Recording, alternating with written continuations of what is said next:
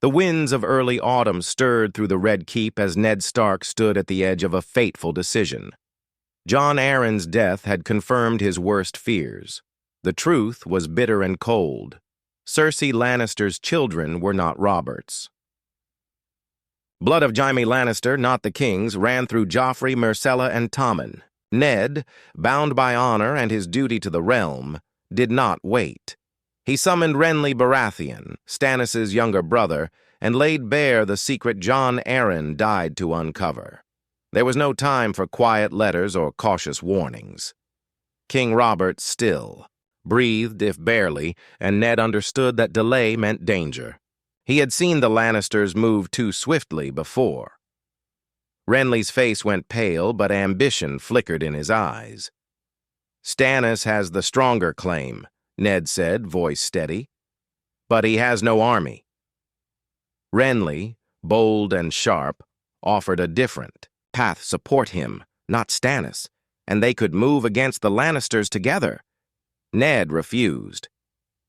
"The law is clear. Stannis is the true heir." Instead, he went to the small council.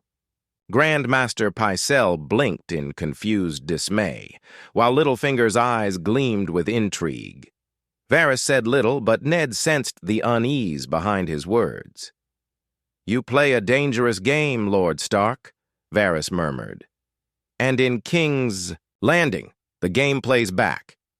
But Ned had already acted. Before Robert drew his final breath, Ned approached him one last time. "There's something you must know," he said. The king, groggy with milk of the poppy, still had enough wit to grasp the truth. When Ned laid out the deception of Cersei, Robert's face flushed with rage. "By the Seven," he muttered. "I'll have her head. I'll not have a lion for my heir." Ned insisted they move quickly. Robert's will was amended. He named Stannis as heir, not the protector of the realm, as Ned had once intended, sealed and signed. Cersei's days were numbered. That same night, Ned sent word to Stannis on Dragonstone, urging him to march immediately. But the queen was not idle. The next morning, the gold cloaks stormed the Tower of the Hand. But they were too late. Ned had already taken his daughters to the Sept, where they claimed sanctuary. His knights, led by Sir Barristan Selmy and aided by Renly's men, held key positions. Cersei Lannister was arrested as she attempted to flee with Tommen and Myrcella. Her screams echoed through the halls as she was dragged before the king's bed. Robert, wheezing and pale, summoned what remained of his strength. "I trusted you," he spat, his voice breaking. "You gave me bastards and called them mine." Cersei's eyes burned, but she said nothing. When Robert died the next day, Cersei was imprisoned in the black cells, her children taken into custody. Joffrey raged. He screamed that he was the king, but no sword rose for him. Jaime Lannister, still in the Kingsguard, attempted a desperate strike against Ned but was stopped by Barristan himself. For once, the old knight did not hesitate. Jaime was arrested, his sword clanging to the stone floor of the throne room, and so, for the first time in years, King's Landing was not ruled by whispers and shadows, but by a Stark's clear gaze. Still, the city trembled. War was brewing. Word of Robert's death and the scandal of the Lannisters spread like wildfire. Tywin Lannister, ever ruthless, marched immediately. The lion had been wounded, and a wounded lion is the most dangerous kind. In the north, Robb Stark received a raven bearing grim tidings. His father still lived, but war loomed. Sansa and Arya were safe, but hostages in all but name. At Ned's request, Robb gathered his bannermen, not to rebel, but to defend. "We ride to uphold the king's will," he declared. "We ride for justice, not vengeance." Meanwhile, Stannis Baratheon landed on the shores of Storm's End with his fleet, answering Ned's summons. Grim-faced, cold-eyed, and unyielding, he accepted his claim to the throne not with pride, but with iron duty. "The realm must be cleansed," he said, "and justice must be done." In the shadows, Pater Baelish watched, frustrated. His schemes unraveled with every Stark victory. Varys, silent and observant, shifted his allegiances, and Renly, denied the throne he craved, began to whisper behind closed doors. The Iron Throne stood empty for 3 days after Robert Baratheon's death. His body lay in state, cold and silent, while the lords of the realm debated, plotted, and prepared. Stannis Baratheon arrived at King's Landing under the escort of Davos Seaworth and the fleet from Dragonstone, his banner flying high with the red heart of Ruller, the Lord of Light, sewn freshly onto black sails. The capital's people whispered of strange fire priests and omens in the sky, but Stannis paid no heed. He came not for their love, only their obedience. Ned Stark met him at the gates, solemn and respectful. "The king named you his heir. You, our rightful king," Ned said. Stannis, as always, offered no warmth. "Right does not need your approval, Lord Stark, only your swords." Yet between them, an understanding was forged.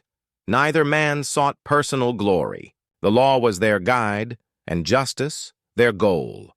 The coronation was held within the great sept of Baelor under the eyes of the Seven. The crowd watched, wary and silent, as Stannis was crowned king of the Seven Kingdoms. Gendry, a black-haired boy with Robert's features, had been discovered in the city and quietly acknowledged by Stannis, not as brother or heir, but as evidence, proof of Robert's true blood. With Joffrey and Tommen under guard, and Myrcella soon to be sent to Dorne, the line of succession was unambiguous. Stannis was king by both law and royal decree. Yet trouble stirred beyond the Red Keep. Tywin Lannister had not answered the crown's summons. His host moved through the Riverlands like a vengeful storm. Lord Edmure Tully sent desperate ravens to the capital crying for aid. Catelyn Stark, already in Riverrun to tend to her ailing father, saw the rising tide of war firsthand.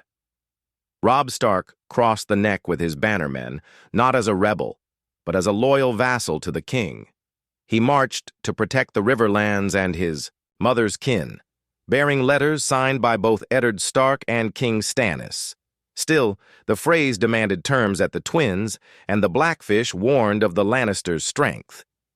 In King's Landing, Sansa Stark visited her father each day in the Tower of the Hand.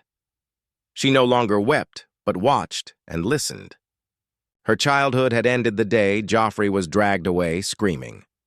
Arya trained in secret with Syrio Forel, who now served as a swordmaster to the king's household guard. She knew the halls better than the guards who patrolled them. But not.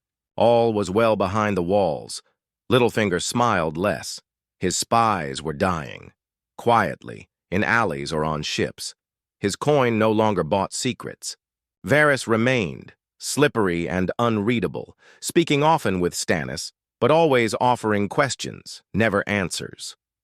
Renly Baratheon left the city with his knights, his pride bruised and ambition still burning.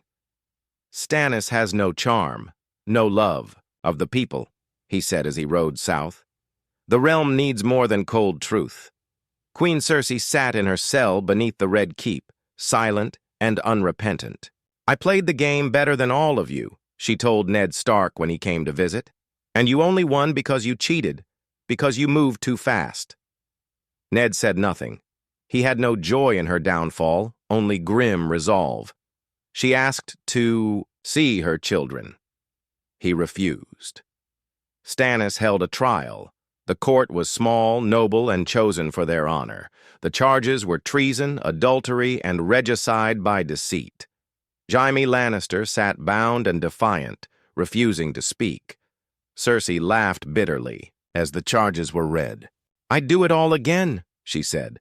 "The realm is nothing without power, and I kept it safe, for a time." The verdict was death. Stannis ordered Sir Ilan Payne to carry out the sentence, but Ned intervened. "Let Sir Barristan do it," he said. "He has served the realm longer than any of us."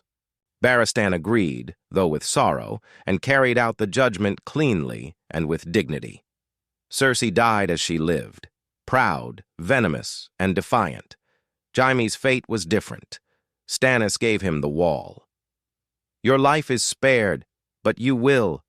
Serve it in black, where your honor might be remembered, not your crimes. Stripped of title and blade, Jaime was sent north with a silent escort. But even as the capital settled into a strange calm, new dangers rose. News arrived from Essos. A young girl with silver hair had hatched dragons in the Far East. The last Targaryen, whispered the merchants of Lys and Volantis. Some fools began to dream of fire and blood once more, and beyond the wall, darker shadows stirred. The winds beyond the wall howled with more than snow. The men of the Night's Watch, posted at the Fist of the First Men and scattered along the ancient fortresses, sent troubling reports south, villages emptied, wildlings moving in large numbers. Strange sightings at night, pale shadows, dead men walking. Lord Commander Jeor Mormont sent a raven to the capital, warning that the threat was not legend, but rising. Winter is coming, and it brings death with it. In King's Landing, Ned Stark stood in the solar of the Tower of the Hand, reading the letter, his face a mask of grim concern. He had barely time to breathe since Robert's death, since Stannis' coronation. But the North called to him, not just in memory, but in need. The realm might be ruled from the south, but its heart still beat in Winterfell. And winter was no longer a distant worry. He brought the message to King Stannis personally. The Watch asks for men, food, and steel. Stannis, ever rigid, considered it not his primary concern. The realm bleeds already. Lannisters in the west, lords in rebellion in the south. Let the Night's Watch do its duty. But Ned, with the force only a Stark could wield when speaking of the wall, replied, "If the wall falls, no throne will matter." Stannis relented. 100 men were sent from the royal garrison. Gendry was knighted and dispatched north with them, not as a lord, but as a symbol of royal commitment. "He is Robert's son," Stannis declared publicly. "He may not inherit my crown, but he may earn his place." Davos warned it was a risk. Stannis believed it a gesture. Meanwhile, Robb Stark led his army across the Green Fork. The Riverlands were burning. Tywin Lannister had taken Harrenhal and ravaged the countryside. Gregor Clegane led brutal raids, and Edmure Tully's defense crumbled. But Robb was not alone. Brynden Tully guided him, and the North rode with purpose. At the Whispering Wood, Robb Stark outmaneuvered Jaime Lannister's vanguard. In a daring night raid, he took the Kingslayer prisoner. News of Jaime's capture reached King's Landing swiftly. The court was stunned. For the first time, the name of Stark was spoken with awe and fear. Catelyn met her son at River Run, where she found not a boy but a young wolf hardened by war. She counseled peace, to use Jaime for leverage. But Robb, blood-hot, spoke of honor and justice. "They started this war when they killed Jon Arryn and tried to take Father's life. We end it." Yet politics was a slower war, and Littlefinger had not been idle. In Highgarden, Renly Baratheon gathered banners in secret. The Tyrells, chafing at being sidelined, opened their coffers. Marguerite Tyrell was promised as queen to Renly, and with her came knights and gold. The Reach declared Renly their king. The Stormlands followed. Within a fortnight, Renly claimed half the realm. Ned received word in horror. "He knows the truth," he told Catelyn, "but he cares nothing for it. He would break the law to take a crown not his." Yet the danger was real. 2 kings now contested Stannis. A third watched from the Westerlands. Renly marched toward King's Landing. He sent ravens ahead, calls for surrender, promises of peace, offers of alliance. Stannis sent none in reply. The storm broke first at Bitterbridge. There, Renly's host clashed with a small detachment of Stannis's men. It was not a full battle, but a message. Blood had been spilled between Baratheon brothers. The realm groaned. Meanwhile, Arya Stark escaped the city. With Varys's quiet help, she slipped away in the garb of a stable boy. "You are not safe. Here," he told her. "Too many eyes and too many knives. Go north. Be who you must be." Syrio Forel stayed behind, slain in the halls of the Red Keep, protecting her path. Sansa remained. She played the part of dutiful daughter, but her ears were open now. She saw the danger of courts, the weapons behind words, and the poison in smiles. Queen Selyse tried to draw her into the court of Aralor's red priests. Sansa declined. "I pray to the Seven," she said quietly, but she began to understand the game more clearly than before. And in the far east, Daenerys Targaryen nursed her dragons beneath the red comet that now streaked across the sky. Magisters and warlocks offered alliance. Khalasar remnants gathered. She was no longer a pawn or a bride. She was fire and blood. Back in Westeros, a shadow moved among the flames. Melisandre of Ashai, priestess to R'hllor and close advisor to Stannis, began whispering of sacrifice and prophecy. "The cold winds rise, and the prince that was promised must wield Lightbringer," she said. Ned Stark listened, wary. But even he could not deny the strange warmth in the air where no fire burned. The old gods of the north were silent. Something else was awakening. The red comet blazed overhead, trailing fire across the sky like a dragon's breath. In the streets of King's Landing, whispers spread like wildfire. Some said it was a sign of the gods' wrath for the Lannister crimes. Others claimed it foretold the rise of a new king.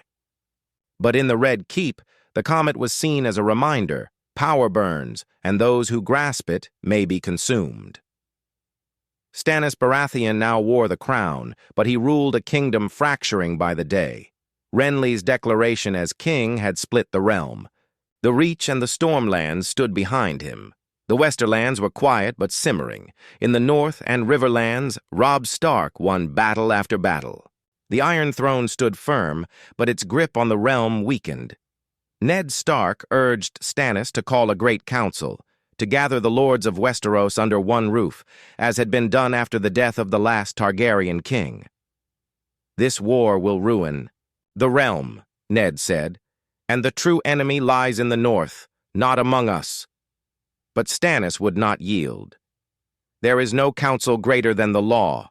I am king by right, not election." So the realm bled.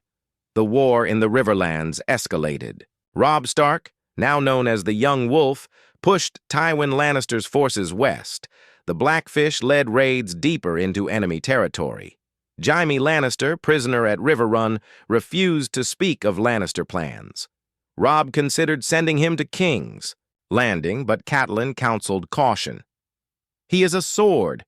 If we give him up too soon, we lose leverage." In the Westerlands, Tywin began to rally. He ordered Tyrion to take command at Casterly Rock and prepare its defenses. Without Cersei or Jaime, Tyrion rose higher in his father's eyes, but not in his affection.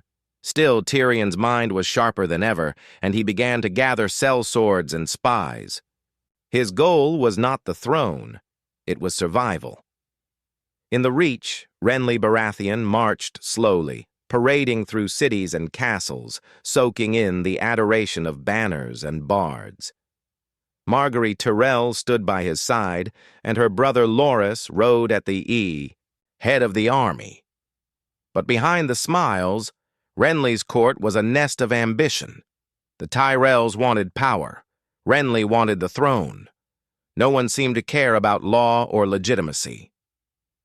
"They will love me," Renly said to his lords, "and love is stronger than fear." But some remembered Ned Stark's words: "Love is fleeting. Duty endures." In the east, Daenerys Targaryen marched through the Red Waste, her dragons still small but alive.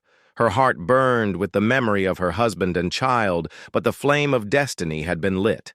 The comet overhead was her sign. She believed it. "They will hear me roar across the sea," she told Ser Jorah. "But first, I must survive this land." As she approached Korth, the first merchants who saw the dragons knelt. Not in loyalty, but in fear. Back in the north, Jon Snow rode with the Night's Watch beyond the wall. The forest was darker than he remembered. Ghost, ever silent, sensed something deeper. Jon began to dream of dead brothers speaking in tongues, of blue-eyed things in the dark, and of his father's voice whispering from the cold. When the snows fall and the white winds blow, the lone wolf dies, but the pack survives. He didn't yet understand. In King's Landing, tension tightened, like a drawn bowstring. Sansa remained at court, a silent observer. The queen, Selyse Florent, despised her, partly for being a Stark, partly because Melisandre whispered against her. "She reeks of the old gods," the Red Woman said. "She clings to the false ones. Her blood is not pure." Ned refused to send his daughter away.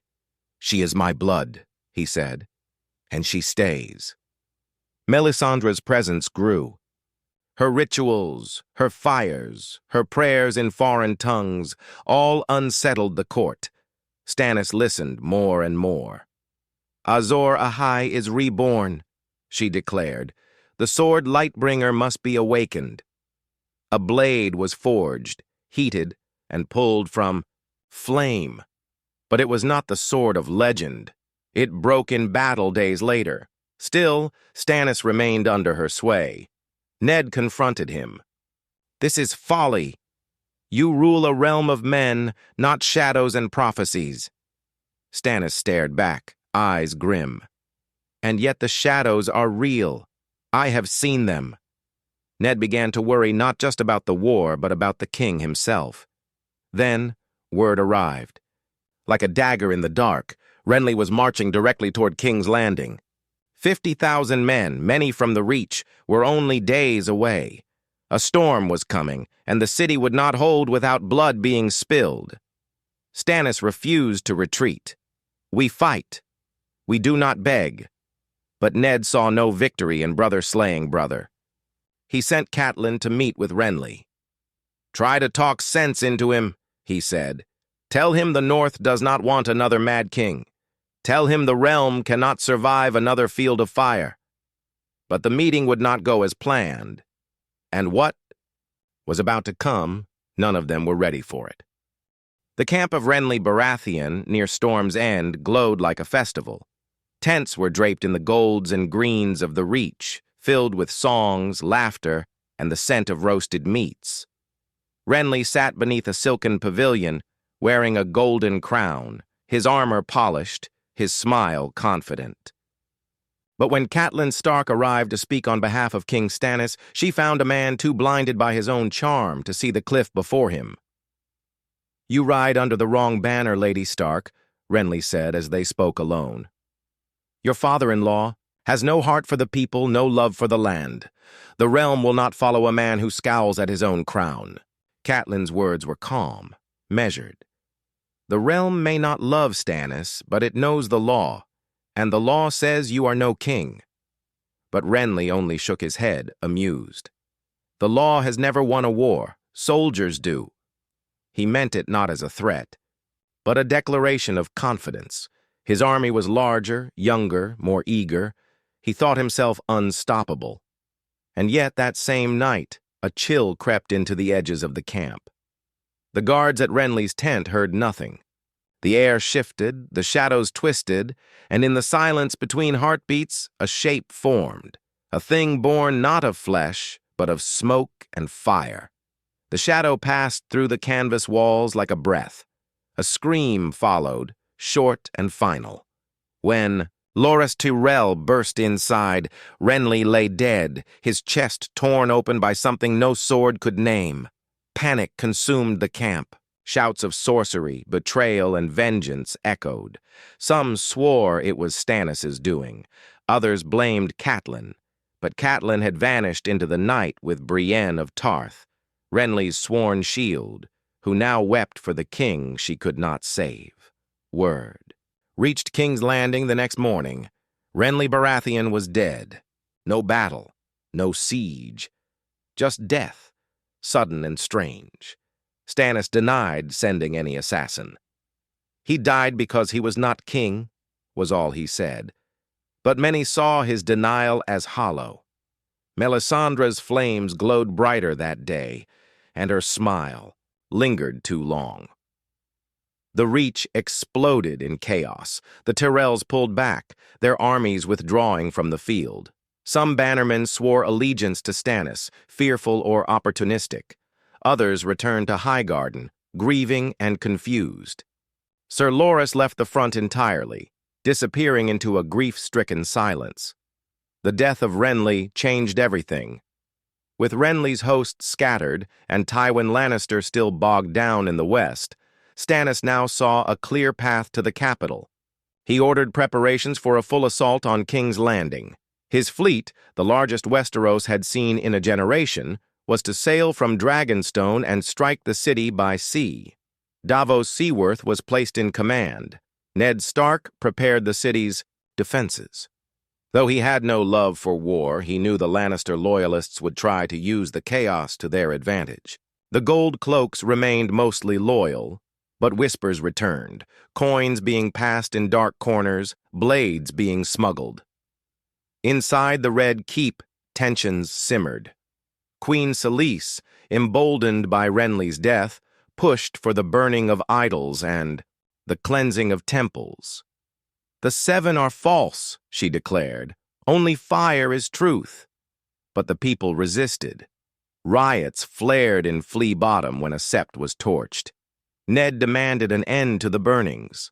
"If you rule by fire, you will die in ashes," he warned. Stannis ignored him. Sansa, watching everything unfold, learned fast.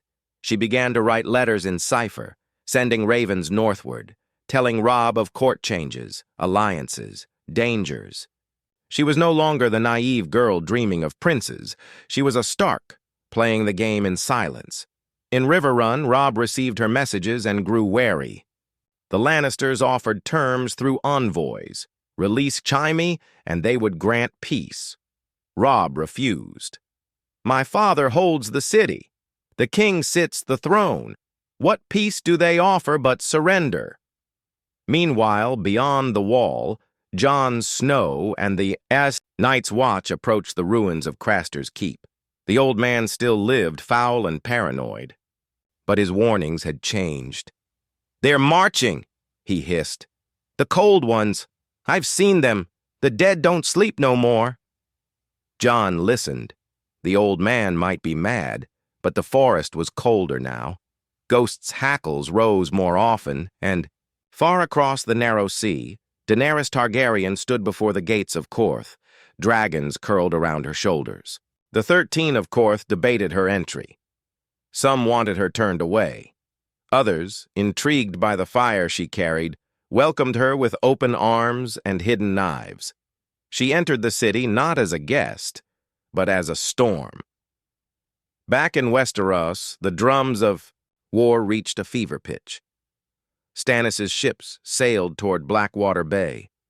King's Landing braced for siege. Ned walked the walls each morning, remembering Winterfell's quiet snow.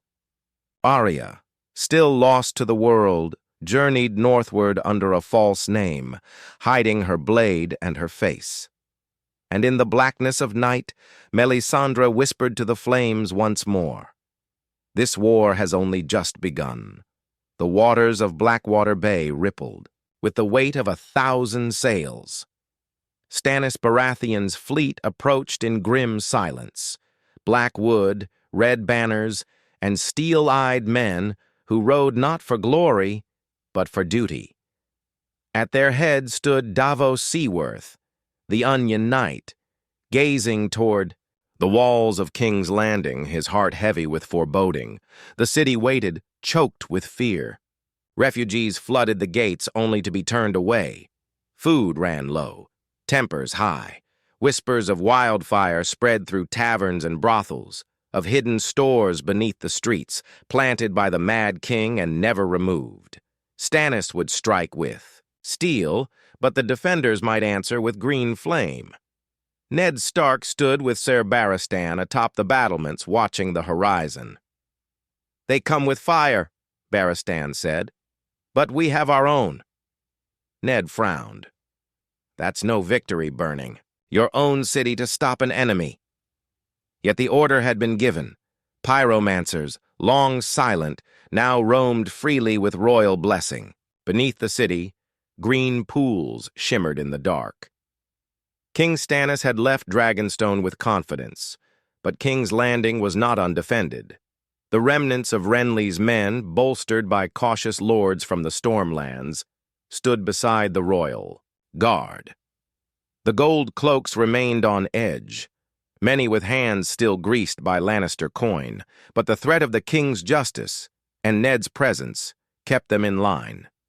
Queen Selyse took refuge in the Red Keep's sept, which had been hastily converted to a temple of R'hllor. The statue of the maiden was pulled down. The stranger's face was burned. "Victory is in the flames," Melisandre said, watching fire curl along the altar. But to many in the court, her flame felt like shadow. Then the storm broke. The fleet entered the bay under cover of morning mist. Davos led the vanguard, cautious but unwavering. The defenders on the city walls readied scorpions, bows, and catapults. Ned had overseen their placement himself. "Hold," he commanded. "Let them come closer." When the first of Stannis' ships neared the mouth of the river, they found a single Lannister vessel floating alone, abandoned, drifting strangely. Davos squinted, saw no crew aboard, only barrels stacked high along the deck. And then the arrow came, a single flaming shaft from the city's heights arcing down. The barrels erupted with an unholy scream. Wildfire spilled green across the waves. The sea caught fire, ships splintered, men screamed, some drowned, others burned while still in armor. It was not a battle, it was slaughter. The bay turned into a cauldron of death. Davos's ship was torn in two. He was thrown into the sea, swallowed by smoke and flame. Most of the vanguard was destroyed in minutes, but Stannis had not come only by sea. His army advanced from the south, over land, striking toward the Mudgate. Siege towers rolled. Forward, battering rams struck. King's Landing shook as battle reached the walls. The defenders held barely, but the toll was heavy. Smoke choked the air. Arrows rained like hail. Blood soaked the cobbled streets. In the chaos, traitors struck. Some gold cloaks turned on. Their fellows, trying to open the gates, but Ned Stark had prepared. His personal guard, Northerners, loyal and grim, cut them down before the chains could fall. Barristan Selmy rode through the streets with a dozen knights, reinforcing weak points. Sansa and Queen Selyse were kept deep within Maegor's holdfast, though Melisandre claimed they were protected by fire alone. By nightfall, the city still stood, but barely. Stannis himself fought on the banks of the Blackwater.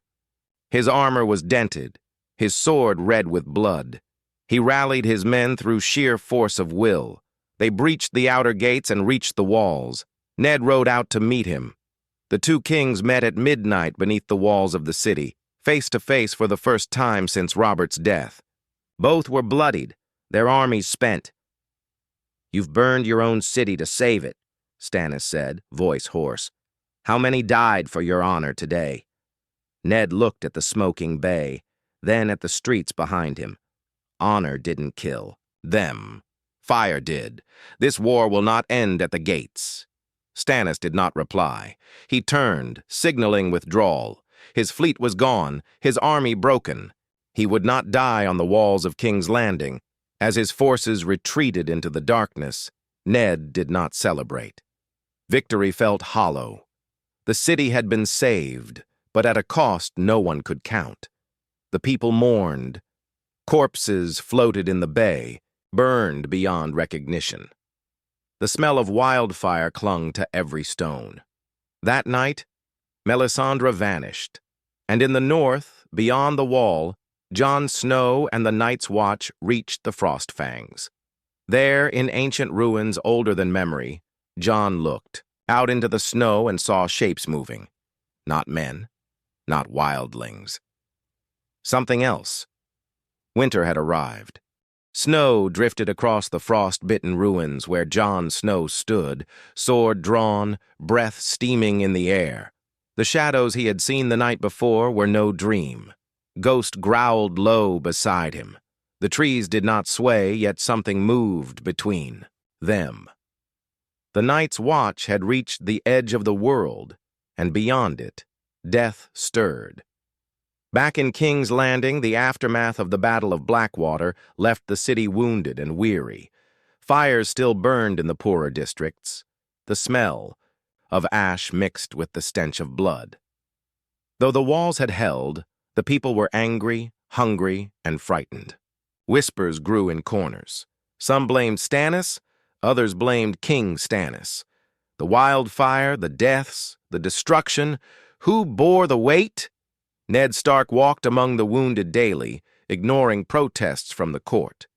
"Let them see the king's justice in my steps," he told Sir Barristan. The soldiers bowed their heads as he passed. The small folk did not cheer, but they nodded. They remembered the hand who had not abandoned them. Stannis Baratheon's retreat did not turn into rout. His remaining army returned to Dragonstone, bitter but not broken. Davos Seaworth, burned and half-drowned, washed ashore and was brought to Stannis days later. "You lost my fleet," Stannis said coldly. Davos knelt with effort. "You lost more than ships. You lost the realm's heart. They will never follow fire." Melisandre returned not long after. She had walked the ashes of the bay and said only one thing to the king. Victory was never meant to come here. It lies in the snow. Stannis, withdrawn and brooding, no longer sat openly in court. Instead, Ned Stark governed in truth. Selyse, Florent railed against him. Melisandre called him a barrier to destiny. But Stannis did nothing. Whether from exhaustion or quiet agreement, he allowed Ned to lead. Meanwhile, in River Run, Robb Stark received news of the battle with measured satisfaction. His armies continued pressing into the Westerlands. Lannisport was threatened, and Casterly Rock trembled. Tywin Lannister was still absent from the field, relying on distant maneuvering. With Jaime his prisoner and Tyrion isolated, the lions' fangs were dulled. Catelyn Stark remained troubled. She sent word to her brother and son. "The war is being won, but the cost grows steeper. We cannot forget the North." The lords of the Vale, stirred by the shifting tides, began to whisper about joining the Starks, especially after word came that Petyr Baelish had disappeared from the Eyrie without a trace. In Dorne, Prince Doran Martell received envoys from King Stannis. His answer was cautious but promising. Myrcella Baratheon, still held under Stark protection, would be well treated. Dorne might not join the war yet, but they would not join the Lannisters either.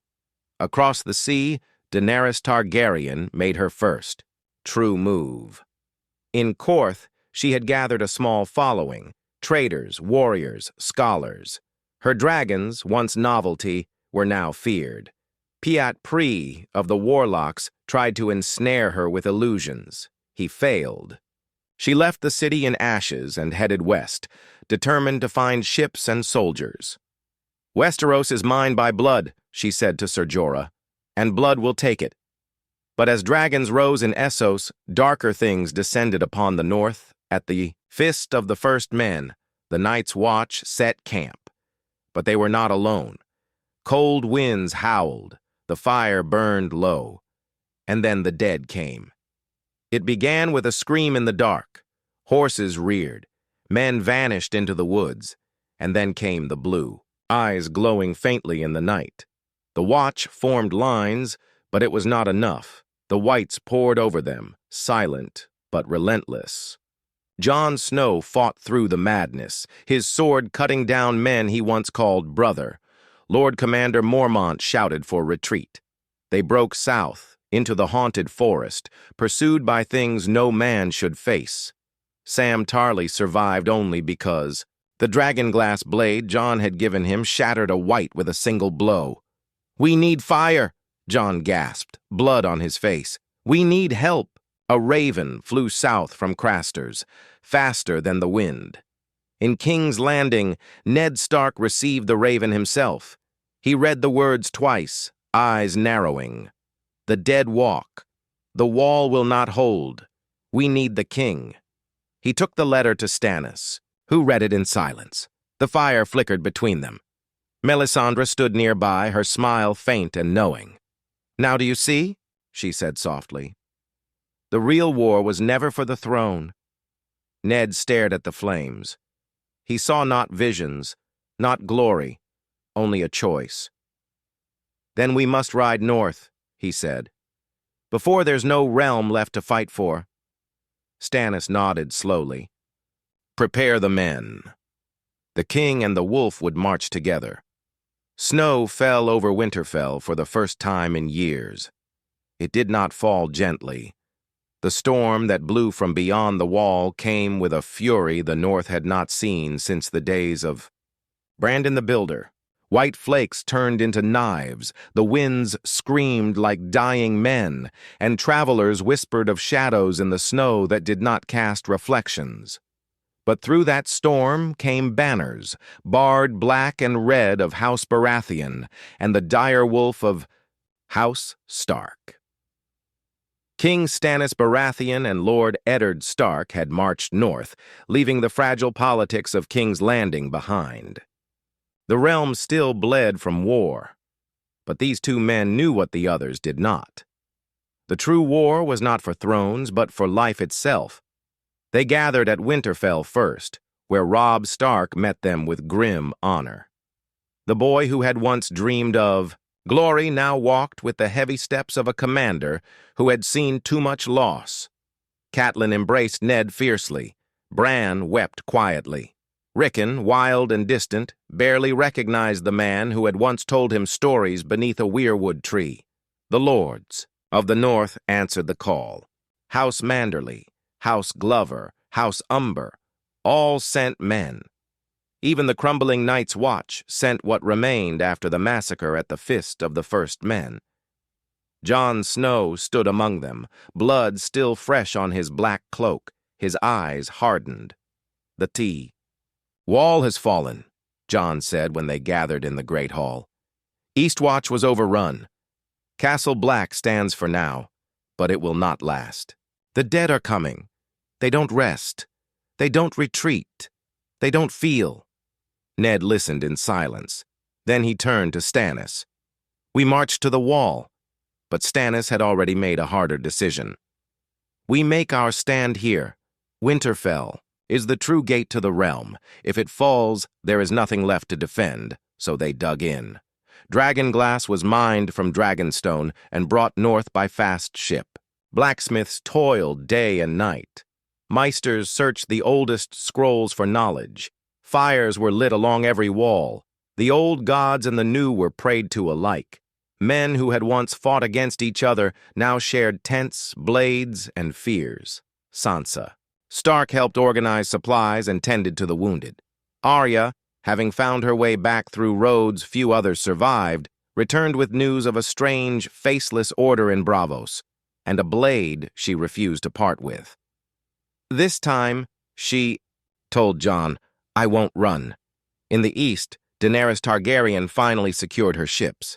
With dragons circling overhead, she sailed across the narrow sea, not to claim the Iron Throne, but to answer the same call Jon Snow had once sent her through intercepted ravens. She brought Unsullied, Dothraki, and fire incarnate. She landed, in White Harbor to a stunned welcome. The people had never seen a dragon. Wary but desperate, Lord Manderley sent word to Winterfell. Jon and Daenerys met outside the Godswood, beneath the Heart Tree. No one else spoke. Snow fell around them. "We were born to fight fire and death," Jon said. "You bring both." Daenerys looked up at the weirwood's blood-red leaves. "Then perhaps I am meant to end it, not rule it." Stannis was colder. "I do not kneel," he told her. "You are not queen here." Daenerys smiled. "I did not come to be queen. I came to fight." The alliance held, and not a moment too soon. On the long night's eve, the dead came. They came not in waves, but in silence. An ocean of white and blue, of cracked limbs and eyeless faces. The Night King himself rode a skeletal beast of winter. Wind. He said no words. He needed none. The world would be his graveyard. The battle lasted 3 nights. First fell the outposts, then the southern walls. At the second gate, Gendry died saving a line of young boys. At the third breach, Arya vanished into the storm and did not return for a day. But when she did, her dagger was red with something colder than blood. Jon Snow faced the Night King and lived, but barely. His sword, Longclaw, shattered the arm of a White Walker, but not before it pierced his side. He fell unconscious beneath the walls where Daenerys found him. She flew. Dragonfire lit the sky, and the Night King turned his eyes to her. He raised his hand. Rhaegal, her dragon, fell screaming. But before the Night King could strike again, another figure stepped into the field. Eddard Stark. Wielding a blade of obsidian and northern steel, he did not speak. He charged. He fought like the old kings of winter. The Night King cut him once, deep, but Ned stood, and in that moment, Jon rose behind them, lifting a second blade, Valyrian steel once held by House Tarly.